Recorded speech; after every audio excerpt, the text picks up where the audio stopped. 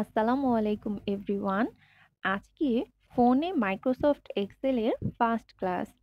আজকের ক্লাসে আমরা শিখব কিভাবে ফোনে মাইক্রোসফট এক্সেল ইনস্টল করতে হয় এবং একটি আইডি তৈরি করতে হয়।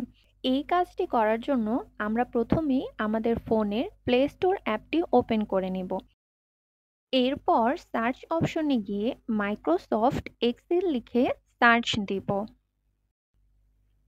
দেখুন ২ নম্বরে যে অ্যাপটি এসেছে মাইক্রোসফট এক্সেল স্প্রেডশিট, এটাতে ক্লিক করব।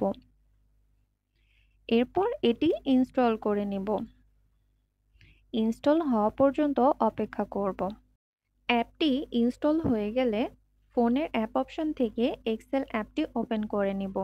প্রথমেই সাইন ইন করতে আমাদের যে কোনো একটি ইমেল দিয়ে দিতে হবে। এখানে ইমেলটি দেওয়ার পর ডান পাশে টিক চিহ্নে ক্লিক করে নেক্সটে চলে যাব। ক্রিয়েট অ্যাকাউন্টের নিচে ডান পাশে নেক্সট অপশনটিতে ক্লিক করে ক্রিয়েট আ পাসওয়ার্ডে গিয়ে আমরা যে কোনো একটি স্ট্রং পাসওয়ার্ড দিয়ে নেব। পাসওয়ার্ডটি দেওয়া হয়ে গেলে নেক্সট অপশনে ক্লিক করে পরের পেজে চলে যাব। আমরা যে ইমেলটি দিয়েছিলাম ওই ইমেলে একটা কোড চলে যাবে। ওই কোডটা এন্টার কোড লেখার জায়গায় লিখে ফেলব। কোডটা লেখা হয়ে গেলে নেক্সট অপশনে ক্লিক করব। Help us beat the robots এর নিচে সলভ পাজেলে ক্লিক করব। এখানে হাত দিয়ে যে দিক নির্দেশনাটি দেওয়া হয়েছে একইভাবে গাড়িটি ঘুরিয়ে সাবমিট করে দিব। সাবমিট সাকসেস হয়ে গেলে এখানে স্টার্ট 30 ডে ফ্রি ট্রায়ালে ক্লিক করব। এরপরে মাইক্রোসফট রেসপেক্টস ইওর প্রাইভেসিতে নেক্সট ক্লিক করব। গেটিং বেটার টুগেদারে ডোন্ট সেন্ড অপশনাল ডাটাতে ক্লিক করব।